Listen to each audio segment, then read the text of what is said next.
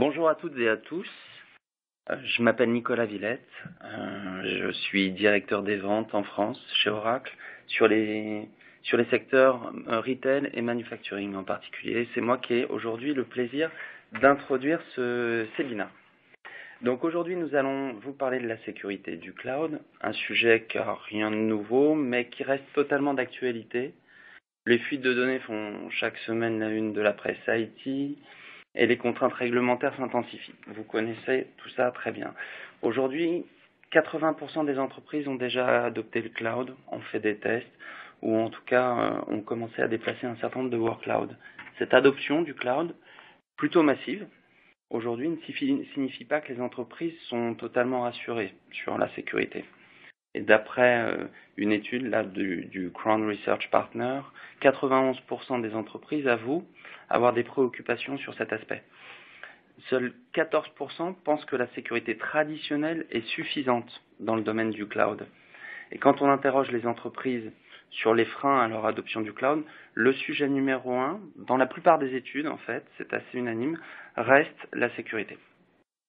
Donc on pourrait donc penser que les entreprises qui ont adopté le cloud sont particulièrement vigilantes ou affûtées sur les aspects de sécurité. En réalité, les fuites de données cessent de progresser. On le voit tous les jours dans la presse.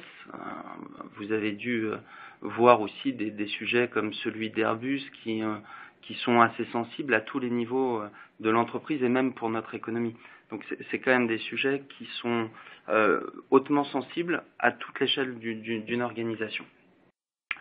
Une autre étude d'un spécialiste de solutions de monitoring pour le cloud, plus précisément, a montré par exemple que les fuites de données de Tesla ou de FedEx sur le cloud d'Amazon, je ne sais pas si on a le droit de le citer, sur le cloud d'Amazon, étaient dues à l'absence de mot de passe.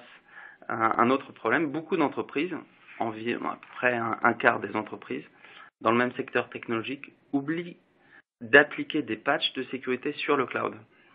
Et un des chiffres qui circulent, qui est plutôt amusant, c'est que 5%, 6% des instances chez AWS sont configurées par les clients en mode World Read, ce qui signifie qu'il suffit d'avoir l'adresse pour accéder au contenu. Ces chiffres montrent qu'une fois que le choix est fait, les entreprises semblent oublier les principes de base sur la sécurité. Elles s'en remettent entièrement aux fournisseurs cloud. C'est parfois dû au fait, c'est vrai, que les usages du cloud sont tellement développés qu'elles ont des centaines d'instances ouvertes qui sont plus difficiles à maîtriser, à contrôler. Il y a du shadow IT également qui peut s'opérer. En conséquence, on prévoit, pas Oracle, plutôt le Gartner, que 95% des failles de sécurité du cloud seront dues aux clients eux-mêmes et pas à leurs fournisseurs de cloud. Alors une fois qu'on s'est dit ça, côté Oracle, on garantit que c'est le cas. Nous, on est extrêmement vigilants sur la partie sécurité. C'était un des leitmotifs de Larry Ellison depuis assez longtemps. Et je peux vous dire que les clients le vérifient au moment de leur choix, lorsqu'ils s'intéressent au cloud. Ils prennent toutes les précautions. Quand ils nous consultent, ils soumettent des appels d'offres extrêmement précis, demandent des tests, des démonstrations, des certifications. La sécurité n'est jamais un critère de rejet de nos solutions. Moi, je ne l'ai jamais observé. Je pense qu'au contraire, c'est un point déterminant pour nous. En France, on a même convaincu des organisations publiques, des ministères, de passer sur le cloud public Oracle. Et vous vous en doutez, le sujet sécurité a été le plus challengé. C'est le sujet qui a été le plus sensible parce que c'est les données des concitoyens français. Donc, pour revenir à notre sujet, et puis je ne veux pas prendre trop de temps pour une introduction, mais comment faire pour assurer la sécurité du cloud ? Le cloud implique un changement dans l'approche de la sécurité. Il ne faut pas se contenter de contrôler les accès ou de chiffrer les données. Il faut aussi se préoccuper des usages. Et des outils existent pour automatiser cette surveillance. Pour optimiser la sécurité du cloud, il faut bénéficier d'une solution complète qui protège les utilisateurs, qui augmente la sécurisation des données et qui répondent surtout aux exigences réglementaires. Pour un certain nombre de secteurs d'activité, c'est déterminant. Et on le voit, la sécurité du cloud est un vaste sujet et demande de s'appuyer sur un fournisseur qui se préoccupe de ces niveaux de sécurité, mais à tous les niveaux, sur tous les layers, toutes les couches. Donc nous allons vous parler de cette approche globale de la sécurité du cloud dans la suite de ce webinaire, et c'est Monsieur Jérôme Chagnoux qui va s'en charger, qui est à peine plus compétent que moi, mais qui fera très très bien l'affaire quand même. Merci à tous. Merci Nicolas. Oui, donc aujourd'hui je vais essayer de vous évoquer tous ces sujets qui nous permettent de vous garantir que le cloud Oracle est un cloud qui fonctionne en toute sécurité. Et c'est réellement un critère de choix que vous devez considérer dans vos appels d'offres ou sur votre transformation vers le cloud. Alors, j'ai un agenda qui est assez chargé et un sujet qui est très dense pour les 40 minutes qui me restent à faire avec vous. On va essayer tout simplement en 2 étapes de revoir comment Oracle définit une plateforme cloud d'entreprise de confiance. C'est vraiment une plateforme de confiance qu'on a construite pour nos clients. Et puis après, vous allez voir sur chacun des pans de cette plateforme de confiance quelles sont les solutions qui vont vous permettre de vous sentir en toute sécurité. Alors, peut-être avant de parler de la sécurité juste et en un unique slide, vous reparlez de la cloud infrastructure. Si on regarde ce schéma de bas en haut, vous avez les fonctionnalités suivantes. On a des régions, donc des régions géographiques, dans lesquelles se trouvent des domaines de disponibilité qu'on va appeler en anglais Availability Domain, qui vous permettent d'avoir une base solide pour construire une infrastructure en haute disponibilité et qui sera complètement protégée contre d'éventuels sinistres. On peut tout à fait imaginer une inondation ou qu'un data center prenne feu. Donc, c'est la base, la structure physique, en quelque sorte, de notre cloud, et puis sur lequel on va poser un réseau physique haute performance qui fournit des temps de latence très faibles et des très hauts débits, et bien évidemment aucun conflit entre ressources, un réseau virtuel avec une virtualisation qui va optimiser les performances en entrée-sortie et vous offrir un certain nombre de services uniques sur lesquels je reviendrai. Derrière, on va avoir les services pour lesquels vous allez contractualiser, et donc on va retrouver ces fameux services de compute, ces VM, les services de stockage avec différents formats, de la base de données, du réseau et un certain nombre de services dits périmétriques qui vont vous permettre d'apporter de la sécurité complémentaire et quelques fonctionnalités complémentaires à votre cloud. Bien évidemment, cette connectivité, elle est assurée sur Internet, mais entre les différentes régions Oracle et entre les domaines de disponibilité, avec des tuyaux qui sont de très grande envergure. Et cette segmentation va garantir à la fois des fonctionnalités simples et puissantes pour des organisations qui vont être complexes, et on va voir comment la sécurité de votre cloud va aussi nécessiter à ce que vous pensiez la sécurité au sein même de vos organisations. Alors, la sécurité d'Oracle Cloud Infrastructure, au final, quelle est notre mission et quelle est la vision qu'on va y apporter? La mission, elle est simple. La mission, elle est de construire une infrastructure cloud et une plateforme de service qui va vous garantir une sécurité opérationnelle et efficace.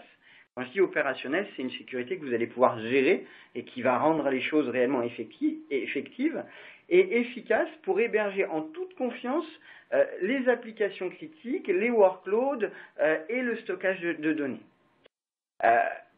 J'ai fait un résumé lors de ma dernière présentation. Globalement, ce qu'on essaye de faire, c'est que vous vous sentiez chez vous, dans nos data centers.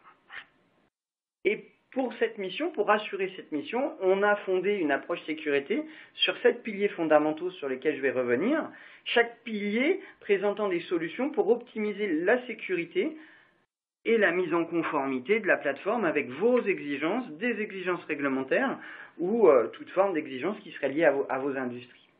La vision, celle qu'Oracle porte, c'est de devenir très concrètement une plateforme cloud d'entreprise avec les workloads les plus critiques, convenablement sécurisés, vous permettant un contrôle approfondi et une sécurité inégalée.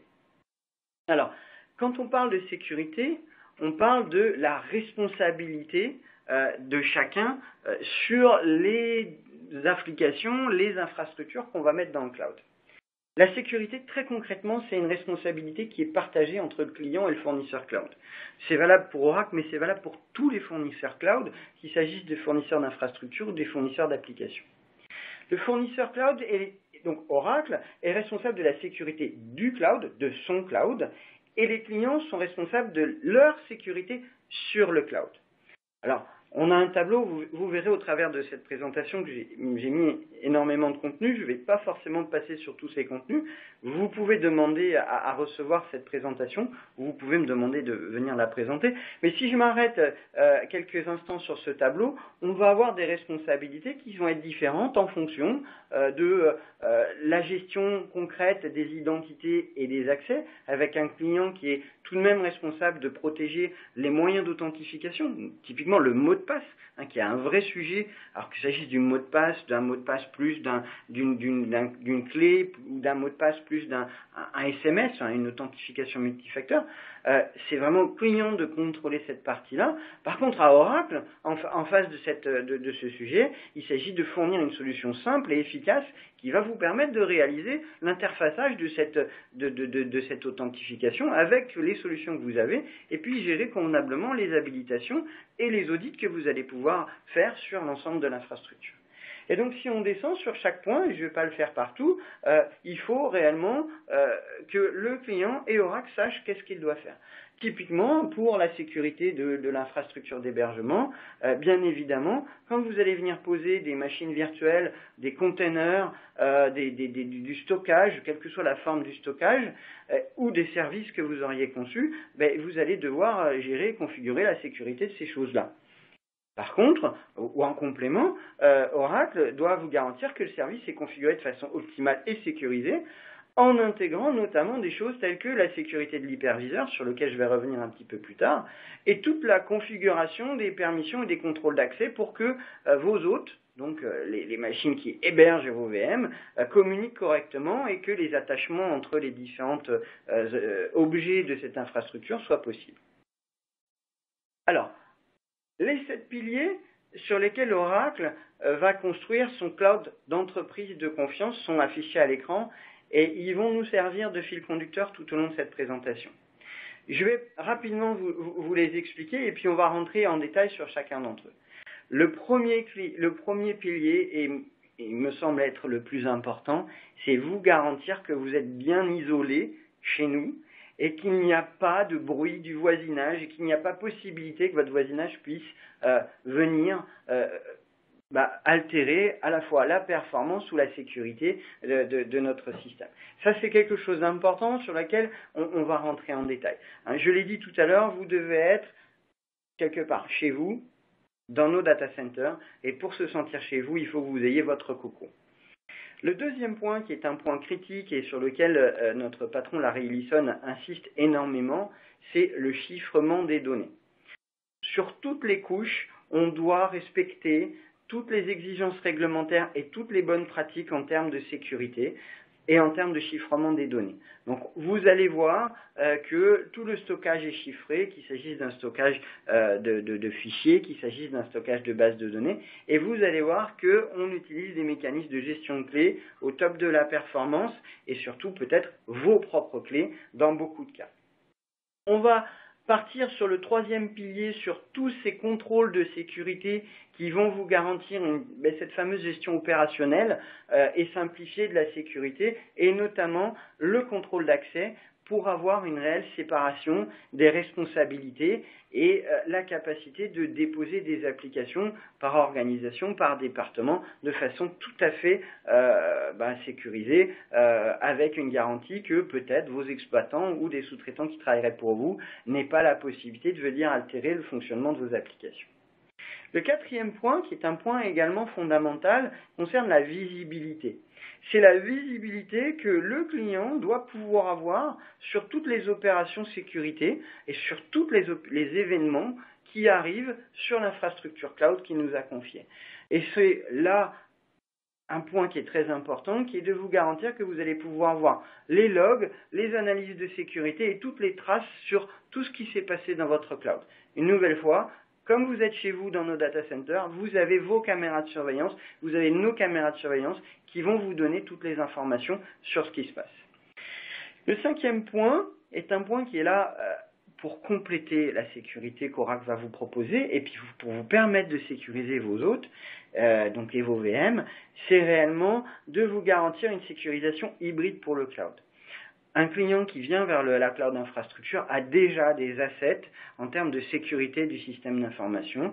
Ces assets peuvent lui permettre de protéger ses bases de données, peuvent lui permettre de mettre de l'antivirus, de l'anti-malware, peuvent lui permettre de segmenter son réseau. Tout ça, ce sont des choses qu'Oracle souhaite que vous puissiez reproduire et importer directement dans son cloud. Et donc, on va vous permettre d'utiliser des outils de sécurité existants, et je vais citer tout à l'heure quelques outils qui sont certifiés sur notre cloud infrastructure. Viennent ensuite la haute disponibilité et tous ces sujets qui vont vous garantir que vous n'êtes pas chez Oracle et victime de panne ou victime de difficultés dans nos data centers. Vous allez pouvoir construire des infrastructures hautement disponibles qui vous permettent d'envisager des niveaux de services garantis. Et donc, ce sont toutes ces infrastructures qui vont réellement aider à ce que vous soyez sur cette partie disponibilité irréprochable.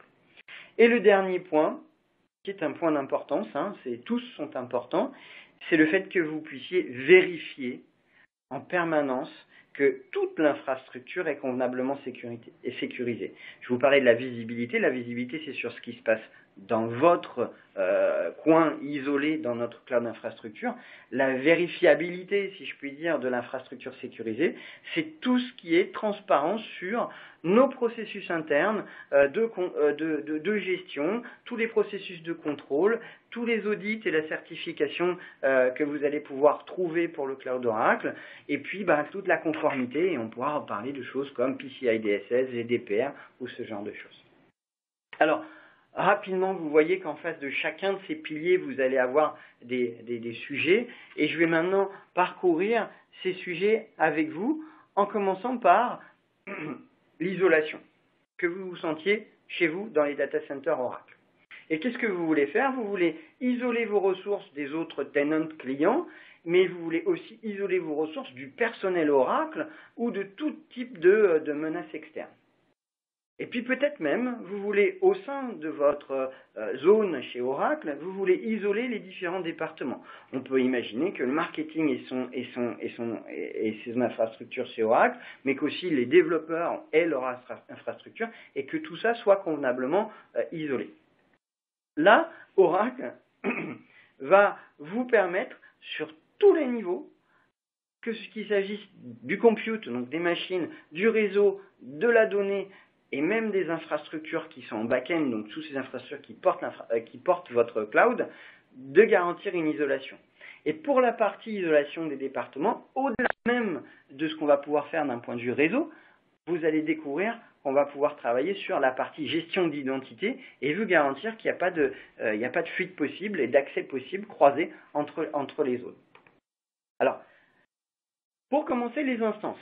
Je vais passer rapidement dessus. Vous avez deux natures d'instances qui font la différence aujourd'hui chez Oracle. Vous avez des instances de type bare metal et des instances de type machine virtuelle.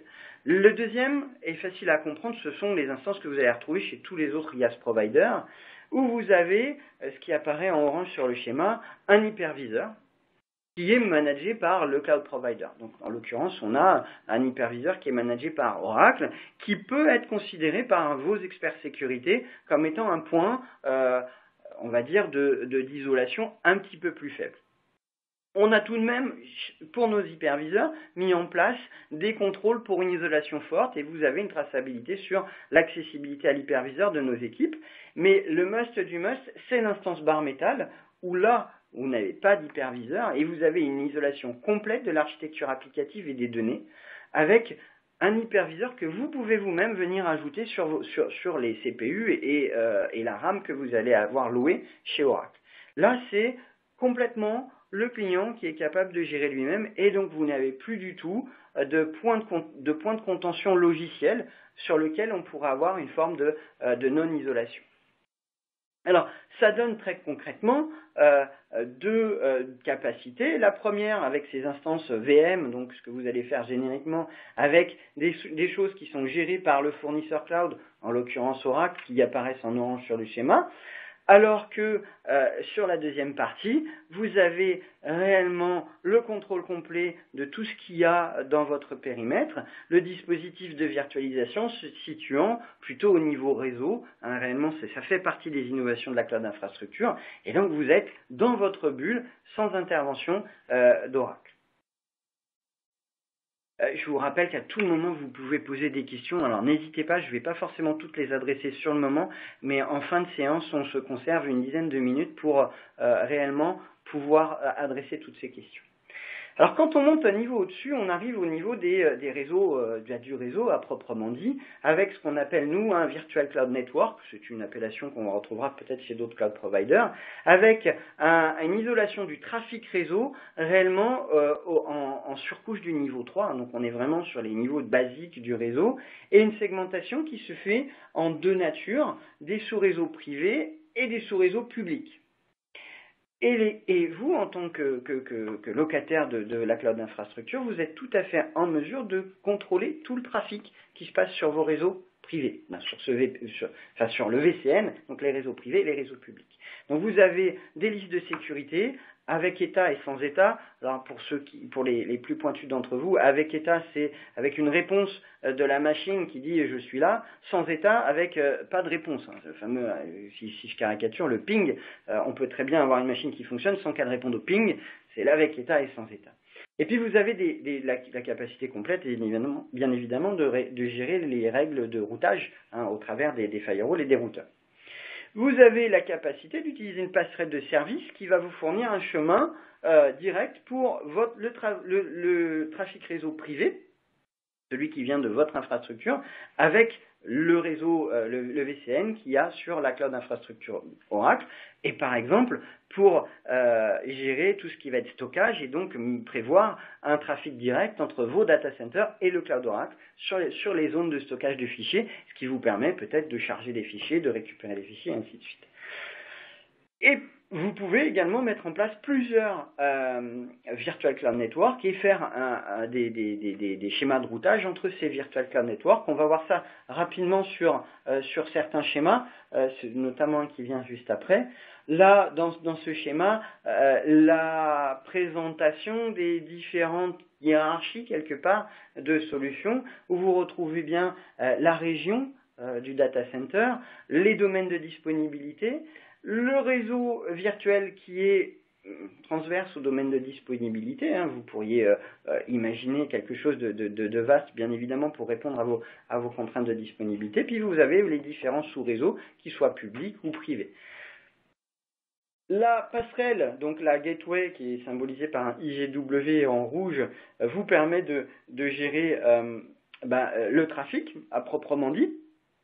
Le trafic qui vient depuis vos clients finaux sur Internet, quand on imagine par exemple des sites e-commerce ou des sites à B2C, donc avec des services sur lesquels je reviendrai de balance de charge et de DNS. Et puis vous avez une autre passerelle qui vous permet de vous connecter avec votre data center via des liens VPN sécurisés, et aussi via des liens Fast Connect qui vont vous proposer une connexion directe là sur le cloud Oracle avec des très très bonnes performances. Tout le pilotage de tout ça se faisant via une console ou directement via API si vous avez des outils qui vous permettent que vous utilisez pour automatiser un certain nombre de tâches. Alors, les services de DNS, je ne vais pas m'étendre longtemps dessus, c'est vraiment quelque chose qui est pour Oracle important. On a racheté DynDNS, donc un opérateur mondial de DNS qui existait bien avant qu'Oracle investisse sur la partie cloud. C'est des points de présence un petit peu partout dans le monde, une constellation redondante, plusieurs fournisseurs de transport. Et c'est quelque chose qui est important pour nous, c'est surtout le moyen de vous protéger des attaques de déni de service distribué, les fameuses attaques DDoS, donc avec une capacité d'absorption de la charge qui pourrait arriver chez vous et donc qui va être distribué sur la cloud d'infrastructure sans pénaliser vos machines et votre propre cloud. On a une capacité également de venir seconder vos propres DNS si vous avez déjà fait l'acquisition de DNS de façon à garantir la résilience au niveau de cette couche-là. Alors, je vous parlais d'un schéma assez simple. Voilà, on a fait un client rouge et un client bleu. Voilà ce qu'on pourrait très bien imaginer sans que le client bleu et le client rouge ne se voient d'une quelconque façon, avec un client rouge qui va travailler dans un sous-réseau privé puis directement sur une zone un peu plus publique, et un client bleu qui a lui-même relié le sous-réseau privé à son infrastructure de data center. Quelques schémas sur lesquels je passe rapidement, mais que j'ai mis vraiment pour que ça vous fasse écho à des choses que vous faites dans vos propres infrastructures. Là, vous voyez typiquement une architecture avec une zone publique et une zone privée. Vous pourriez très bien imaginer que vos serveurs web en zone publique vont répondre à la demande des clients de cacher derrière un load balancer. Donc là, on voit typiquement votre catalogue de produits en ligne et votre outil de vente en ligne qui pourrait être là. Et les serveurs de données qui sont, eux, dans une zone, on va dire, de données, en respectant des principes de sécurité, dans un autre sous-réseau privé qui n'est bien évidemment pas accessible depuis Internet. Donc ce sont des architectures somme toute classiques que vous pouvez reproduire très facilement avec tous les outils qui vous sont fournis par l'infrastructure Cloud Oracle. Donc vous avez la garantie d'être au moins en équivalence de ce que vous faites aujourd'hui directement chez vous. On peut imaginer, bien évidemment, d'ajouter des listes de sécurité et puis des règles de firewalling basées sur l'IP avec le flux entrant, le flux sortant, enfin des choses très classiques que vous retrouvez également dans vos propres infrastructures. En termes de load balancing, et si je le regarde d'un point de vue sécurité, vous connaissez tous ces fameux équilibreurs de charge qui permettent de répartir le flux sur différentes machines. Et ce qui est intéressant là, c'est qu'on a une capacité à traiter les flux sécurisés, bien évidemment, avec de la connexion SSL qui peut se terminer sur le load balancer ou qui peut être directement, qui peut être directement transmise jusqu'au serveur web, donc du tunneling, du chiffrement de bout en bout, vient du TLS 1.2, toutes ces bonnes pratiques de sécurité, une nouvelle fois, avec vos propres certificats qui sont utilisés sur notre infrastructure. En termes de chiffrement, on s'est arrêté à donner quelques éléments pour les plus curieux d'entre vous. On va proposer des algorithmes de chiffrement qui sont les plus récents et vous avez la capacité de rebasculer sur des mécanismes de chiffrement un peu moins récents pour vos anciens clients ou pour vos anciennes solutions logicielles.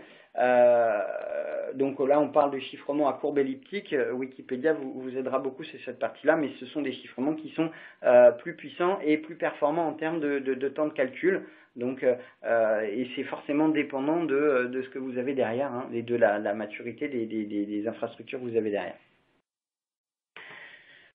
Donc là, ce même schéma qu'on aurait pu faire en intégrant tout ce dont je viens de vous parler, avec le VCN qui est globalement votre zone cloud chez Oracle, la capacité de faire par exemple un lien IP sécurisé directement avec votre data center, et puis de répartir sur différents domaines de disponibilité, votre sous-réseau public et votre sous-réseau privé.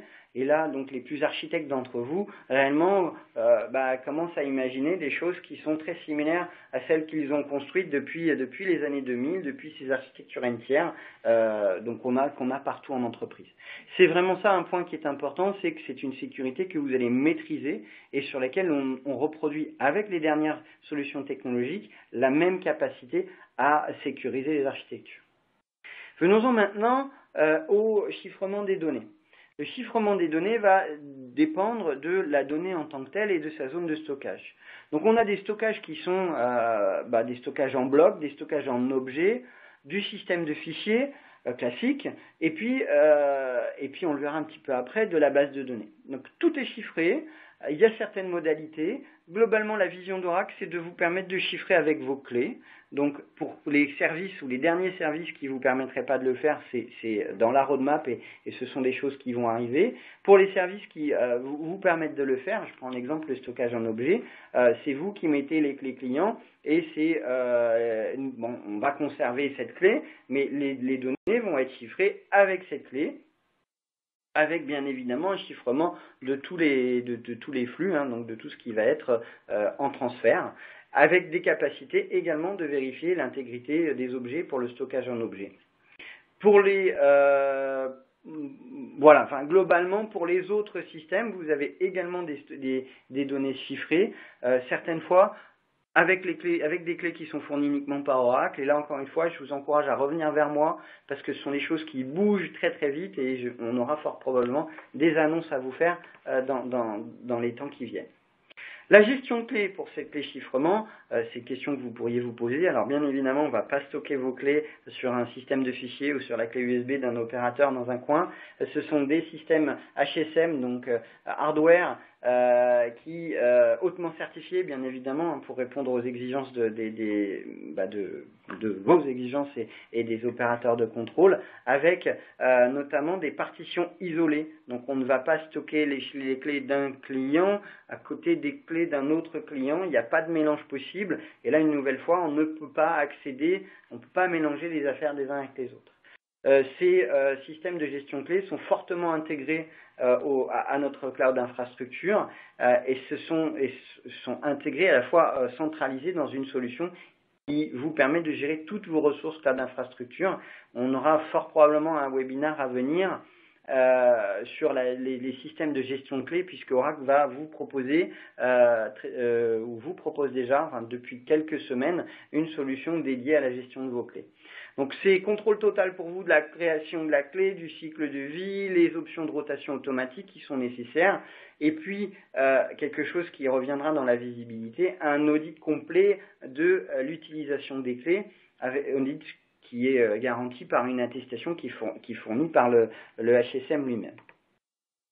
En termes de base de données, là pour le coup c'est avec vos clés, c'est un chiffrement qui existe depuis des années chez Oracle qui s'appelle Transparent Data Encryption, qui vous permet de spécifier une clé d'encryption principale et de faire que les bases de données travaillent avec cette clé pour chiffrer toutes les données qu'elles vont stocker. Donc on travaille en mémoire avec des données qui vont être en clair, le SQL fonctionne de la même façon, mais derrière, dès qu'on écrit quelque chose, on l'écrit de façon chiffrée, et ça également sur la partie sauvegarde. Venons-en, je vais toujours un petit peu vite, le temps court, venons-en à la partie contrôle de sécurité. Et le premier contrôle de sécurité, c'est le contrôle d'accès avec l'authentification des utilisateurs. Vous allez découvrir tout à l'heure que Oracle a sa solution de gestion de l'identité des accès et qu'elle est déployée sur tous les services. En termes d'authentification des utilisateurs, ça commence par la console avec des accès protégés par mot de passe. Ça va ensuite sur la partie API avec notamment la protection par des clés. Donc des clés que vous avez, que vous gérez, qui vous permettent d'accéder à toutes les ressources. En termes d'accès direct via SSH, là, c'est également des mécanismes de gestion de clés. Et pour tout ce qui va être gestion de l'authentification pour les utilisateurs finaux, voire même pour les administrateurs, vous avez la capacité de fédérer ça avec vos outils internes. Alors, vous pourriez utiliser des outils Oracle, mais si vous avez par exemple du Microsoft Active Directory, vous pourriez très bien réappliquer les mêmes stratégies de mot de passe ou les mêmes stratégies d'authentification en vous appuyant sur Active Directory Federation Services ou pour les autres, tout type de fournisseurs d'identité compatible SAML V2. Vous allez voir que ce mécanisme de gestion d'identité, sur lequel je reviendrai, va faire la part belle à une notion qui est la notion d'instance. Une notion qui est assez compliquée à traduire depuis l'anglais, qui appelle ça une instance principal.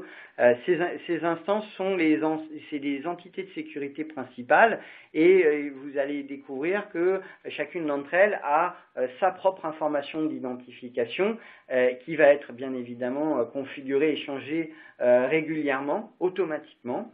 Et puis vous allez découvrir qu'on a des notions de groupe qui vont permettre de regrouper des instances, et vous avez des notions de groupe qui vont vous permettre de regrouper également des règles. Et donc toute la sécurité va être construite autour de ces groupes et de ces règles, et on va détailler ça dans les slides qui suivent.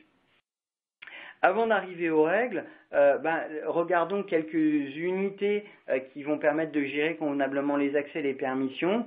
Donc on a ce qu'on appelle la location, la tenancy en anglais, donc c'est l'ensemble de vos tenants en quelque sorte, qui est le compte route master, un compartiment route de plus bas niveau. Et puis derrière, vous avez différents compartiments, donc des containers logiques qui vont vous permettre, et vous le voyez déjà, d'organiser vos infrastructures ou d'isoler les ressources cloud entre départements. Vous avez des groupes et des groupes dynamiques, le groupe étant un regroupement d'utilisateurs, le groupe dynamique un regroupement d'instances, des ressources et puis des règles. Et donc vous allez arriver très facilement à gérer et contrôler vos accès en éditant des règles de type que celles qui sont écrites en bas du slide. Allow group super admin to manage group in tenancy, vous imaginez. Donc c'est quelque chose qui est très facile à exprimer, mais qui va vous permettre d'aller très très loin en termes de finesse. Et donc, cette gestion d'identité qu'on présente là va vous permettre réellement, sur tout votre contrat, d'être capable de gérer des affectations entre des utilisateurs et des groupes, entre des instances et des groupes dynamiques d'instances, et derrière de créer des règles qui vont vous permettre d'affecter ces fameux groupes d'utilisateurs à des droits particuliers sur des instances ou sur des groupes dynamiques. Alors, c'est difficile à vous présenter dans le cadre d'un webinar, mais c'est très facile à présenter dans le cadre d'une expérimentation. Donc là, une nouvelle fois, vous allez voir en fin de séance qu'on va vous proposer des crédits pour expérimenter. Ce sont des choses sur lesquelles les équipes Oracle sont là pour vous aider. Donc, quand on regarde cette fameuse isolation et la compartimentation, si je puis dire, de toute votre location, vous pouvez très bien faire des choses simples. Alors, les items sont peut-être complexes quand je les présente rapidement, mais au final, on a un compartiment réseau, un compartiment sur l'infrastructure partagée, un compartiment sur les applications de production et un compartiment sur les bases de production. Et vous avez vos blocs de règles, on a mis règle 1, règle 2, règle 3, règle 4, et vous imaginez très bien être capable de dire, oui, j'ai les administrateurs réseau, j'ai les administrateurs d'infrastructure, j'ai les gens qui peuvent accéder à la base de production, et j'ai les gens qui vont pouvoir accéder aux applications. Et là, vous retrouvez des choses que vous avez déjà dans votre entreprise avec des segmentations par responsabilité. Et je le redis, c'est quelque chose qui fonctionne avec la gestion d'identité des accès, qui se fédère sur les infrastructures que vous avez actuellement. On n'est pas forcé de recréer systématiquement tout. Vous pouvez très bien, en quelque sorte, brancher votre Active Directory et vous servir des modèles de droit pour avancer sur ces systèmes-là.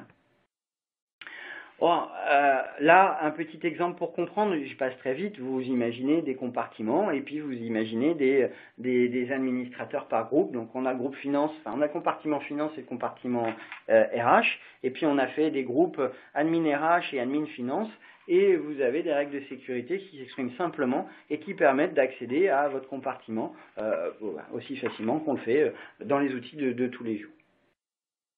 D'autres exemples de règles que vous regarderez. Et ça, ce sont des choses sur lesquelles vous avez énormément de documentation et une assistance forte de la part d'Oracle. Un contrôle de sécurité qui est important, que j'évoque là rapidement, c'est tout ce qui va être gestion des envois de mails, parce que c'est quelque chose que vous réclamez, vos applications communiquent avec les clients finaux par mail. Donc on a notamment en termes de sécurité implémenté un protocole qui s'appelle le Sender Policy Framework, qui va permettre d'éviter l'usurpation de courrier électronique et d'éviter que vous soyez bloqué par d'éventuelles passerelles SMTP, et de vous garantir en quelque sorte que vos flux d'emails arrivent à leur destinataire. On a des contrôles de sécurité qui sont également valables un petit peu plus loin. Alors, pour ceux qui avancent en termes de développement d'applications, vous allez me parler de containers et vous allez me parler de Kubernetes. On a implémenté, en plus de l'IAM, bien évidemment, le module Airbag Authorizer de Kubernetes qui va vous permettre d'aller très très finement sur un contrôle d'accès pour des clusters spécifiques. Alors, je ne suis pas expert de Kubernetes et je vous prie de m'en excuser, mais on va pouvoir créer des sortes de mapping entre les rôles qu'on a dans l'IAM et les cluster rôles. Et vous allez pouvoir décider de qui va se connecter à quel nœud de mon infrastructure Kubernetes à l'aide de SSH. Donc là, une nouvelle fois, c'est pas parce qu'on vient avec une solution cloud infrastructure que vous pourriez considérer comme nouvelle qu'on va réformer complètement la façon dont vous gérez les habilitations. On ne fait qu'utiliser les meilleures pratiques, en l'occurrence les meilleures pratiques de Kubernetes pour avancer sur la sécurité. On a des contrôles de sécurité au niveau du système de fichiers, notamment en implémentant des mécanismes au niveau à la fois de NFS et au niveau des contrôles d'adresse IP. Le temps passant vite, j'avance dessus. Et puis, pour arriver à la partie visibilité qui me semble très importante, comme je l'ai dit tout à l'heure, et la capacité réelle de tracer tout ce qui se passe dans votre système. Donc on a tout fonctionne par appel API, globalement, qu'il s'agisse de la console, des command line, enfin des outils de ligne de commande ou d'éventuels SDK, tout passe par API et tout est tracé. Vous avez un journal de trace qui est disponible toutes les 15 minutes. Vous avez 90 jours d'historique par défaut, la capacité pour certaines contraintes de l'augmenter jusqu'à 365 jours, et bien évidemment de la capacité de requêter ce journal de traces via la console. Mais au-delà même de cette partie réellement accéder à des traces, vous avez dans Oracle Cloud Infrastructure directement un CASB, un Cloud Access Security Broker, qui va effectuer des contrôles sur la configuration de la sécurité des ressources OCI, notamment en regardant dans les journaux ou en accédant au paramétrage, qui va analyser le comportement de l'utilisateur, donc notamment vos administrateurs pour la partie en infrastructure, et qui va vous permettre d'adresser la notion de réputation d'adresse IP et d'avoir vraiment une protection complète de qui va accéder à votre infrastructure cloud, de comment il va se comporter dans l'infrastructure et de comment cette infrastructure elle-même est configurée. Alors, quelques exemples de vérification de sécurité, on va pouvoir vous dire rapidement, vous allez voir rapidement s'il y a une erreur dans le paramétrage des stockages objets et qu'il y en ait des qui soient accessibles publiquement. Je fais référence par exemple à ce que disait Nicolas en introduction. Vous allez voir les mots de passe qui n'ont pas été changés régulièrement, vous allez voir les clés qui n'ont pas été changées régulièrement. Ce sont des points de contrôle qui sont importants et également pour des réglementations telles que Sarbanes-Oxley. Vous allez voir si l'authentification multifacteur est convenablement activée et notamment sur les comptes administrateurs. Donc le CASB pour OCI est vraiment un point fort en termes de sécurité et en termes de visibilité sur la configuration de la sécurité de votre infrastructure. Je vous parlais en termes de sécurisation hybride pour le cloud d'une ouverture avec les outils que vous utilisez déjà. Alors, vous voyez quelques logos qui sont présents sur ce slide.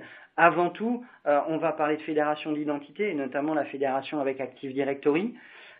Et puis, on va parler de tous ces outils que vous voulez pouvoir mettre sur les machines virtuelles ou entre les machines virtuelles pour faire de la protection comme vous la faites à la maison, si je puis dire. Et donc, vous avez déjà un marketplace qui est assez fourni de solutions de sécurité qui sont compatibles et certifiées sur Oracle. Donc là, je cite les solutions Guardium d'IBM, du Qualys, du Fortinet, du Symantec, du Checkpoint, du SafeNet, du FireEye, vraiment un certain nombre d'éditeurs. La liste est longue et elle se complète assez régulièrement puisqu'on est en train de travailler, ne serait-ce que pour des clients français, à d'autres éditeurs potentiels. Là, je vous encourage à aller sur la Cloud Marketplace pour avoir la liste complète de partenaires qui ont été testés sur cette infrastructure. Venons-en au pilier 6 qui concerne la haute disponibilité. Vous l'avez compris, je ne vais pas m'attarder très longtemps sur cette partie-là. Différentes régions, différents domaines de disponibilité au sein de la région. Alors, vous avez des régions qui sont indépendantes, on n'est pas forcé de travailler entre régions, mais vous pouvez travailler sur les domaines de disponibilité et chacun, bien évidemment, représente des lieux géographiques distincts. Donc, si on regarde une région à l'échelle de l'Europe, par exemple la région de Francfort, vous avez plusieurs data centers autour de Francfort qui communiquent à très haute bande passante entre les data centers et qui vous garantissent que si un avion tombe sur le premier data center, a priori, un domaine de disponibilité à côté va vite répondre. Toute l'interconnexion entre ces domaines, elle est chiffrée, elle est à faible latence, elle est à haute vitesse. Voilà, c'est quelque chose qui est important. Donc, sans tout de suite toucher à la conclusion, les bonnes pratiques pour la configuration de la sécurité, vous vous en doutez, elles existent. Donc vous avez tout ce qui va être gestion des utilisateurs, des droits, l'isolation des ressources, la fédération d'identité et l'audit des logs. Vous avez tout ce qui va être sécurité au niveau du réseau avec la gestion de votre Virtual Cloud Network. Vous avez les bonnes pratiques sur vos propres machines, notamment le patching, le durcissement des OS, les mécanismes de détection d'intrusion que vous pouvez mettre vous-même dans vos machines. Vous avez le chiffrement et notamment et également le contrôle d'accès sur les zones publiques, sur tout ce qui est stockage. Et puis au niveau de la base de données, les patchs de sécurité bien évidemment, mais surtout les fonctionnalités de sécurité des bases, chiffrement, contrôle des comptes à privilèges, et j'en passe puisqu'elles sont assez nombreuses. Dernier pilier, et sur lesquels vous m'attendez aujourd'hui, ce sont la vérifiabilité de l'infrastructure. Qu'on a décomposé en points qui apparaissent sur ce petit schéma, cette petite marguerite, qui est avant tout chez Oracle une culture de la sécurité qui est très forte, de la conception et des contrôles de la sécurité en permanence, des développements sécurisés de logiciels, des équipes qui implémentent des bonnes pratiques de sécurité, de la sécurité physique, du screening sur le personnel, j'y reviendrai, et puis, dans le point vert, votre capacité à vérifier la sécurité et à auditer ou à vérifier qu'on est bien certifié sur un certain nombre de points. Et j'y viens tout de suite, notamment pour tous ces audits externes que vous réclamez dans vos plans de sécurité. Alors on est ISO 27001 pour un certain nombre de services de la cloud infrastructure, on est SOC 1, SOC 2, SOC 3 également pour ces services-là. On a des attestations de conformité PCI DSS, des attestations sur la partie santé, notamment aux États-Unis. La partie santé en France est en cours d'étude. Et on a des contrôles de sécurité renforcés pour respecter les exigences qui vous ennuient tous les jours, les fameuses exigences du règlement européen pour la protection des données, le RGPD. La liste qui est donnée ici, elle est donnée à titre indicatif. La vraie référence, elle est directement sur notre page dédiée à la conformité. Le lien est inscrit en bas du slide. Alors, en termes de conformité RGPD, notamment les choses qui vous viennent à l'esprit, c'est la violation des données et la notification de la violation des données sous 24 heures, la transparence sur la façon dont on gère les données, le fait que les données restent dans la région d'origine, donc il n'y a pas de backup de la région de Francfort sur les États-Unis, la capacité d'avoir accès à toutes les audits, le compartimentage qui vous permettent de pratiquer les principes de minimisation des données et d'assurer que les bonnes personnes accèdent à la bonne donnée, le chiffrement, les contrôles d'accès. Donc c'est quelque chose qu'on veut réellement faire de façon complètement transparente, intègre et vraiment précise.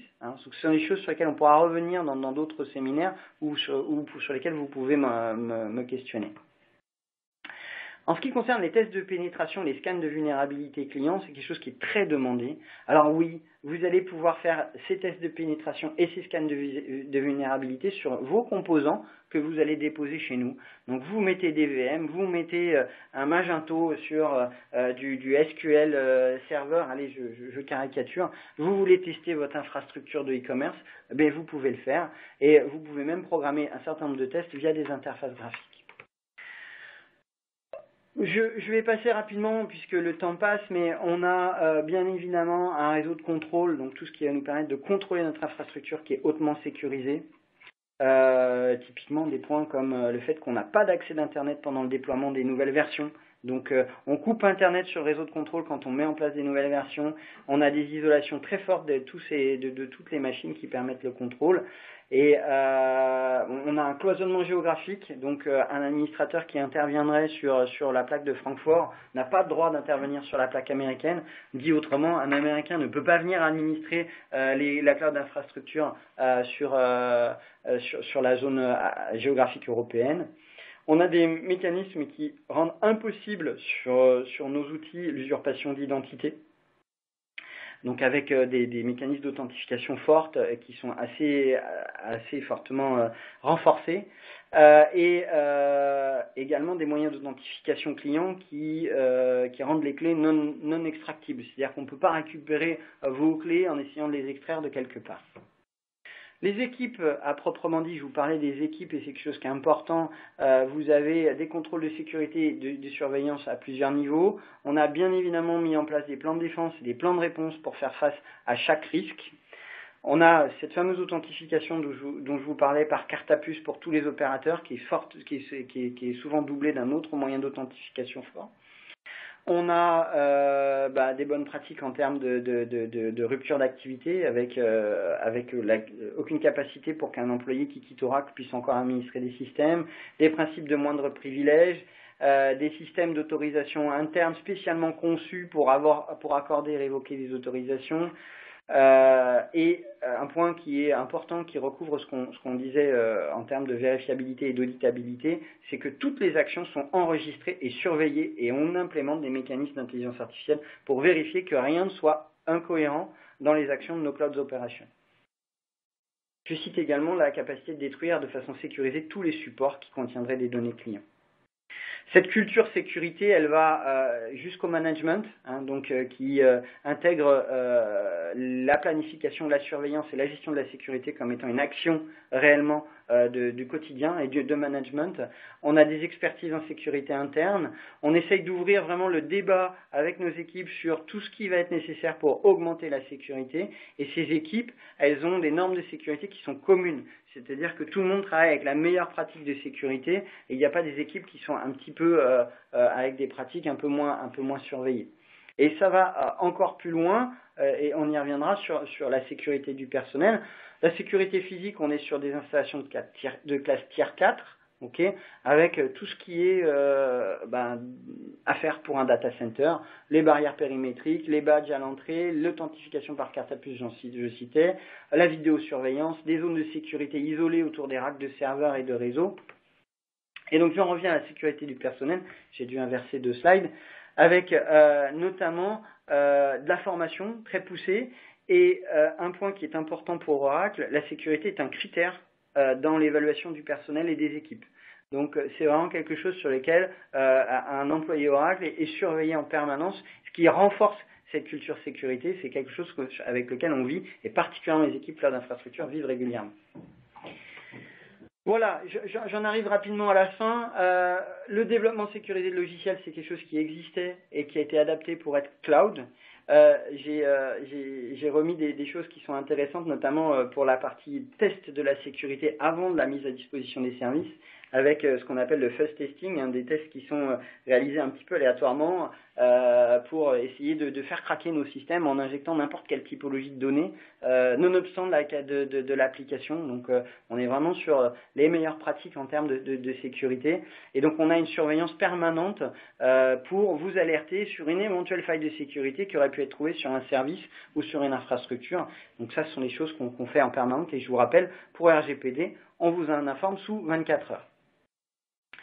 Voilà, j'ai été assez rapidement, et peut-être pas assez pour mes collègues du marketing, donc une équipe sécurité de classe mondiale, une sécurité au cœur de l'infrastructure, une protection périphérique de type DDoS, de type Web Application Firewall, sur laquelle on reviendra dans un autre webinaire, une isolation en profondeur pour vous garantir que vous êtes chez vous, chez nous, des règles de sécurité IAM, une compartimentation géographique qui est garantie.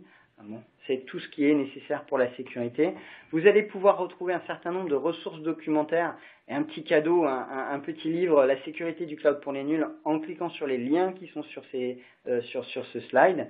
Et surtout, et c'est quelque chose qui est important, sur lequel je vais insister juste avant de vous laisser la parole pour des questions, vous allez pouvoir essayer gratuitement le cloud Oracle et la cloud infrastructure avec plus de 3500 heures d'essai que vous pouvez avoir en allant sur le lien au Cloud Trial que vous voyez sur l'écran. Alors, je vais essayer de prendre quelques questions, si les questions sont apparues sur l'écran. Alors, a priori, oui, on a déjà 2 questions, donc n'hésitez pas le temps que. Peut-on se servir de Casby pour OCI pour monitorer d'autres infrastructures? Alors oui, je vois une question qui est très intéressante. Effectivement, vous avez peut-être déjà fait des choix comme Amazon, Google ou Microsoft pour la partie infrastructure IaaS. Vous envisagez de répartir cette infrastructure sur les différents cloud providers. Notre Casby est disponible pour toutes les autres infrastructures.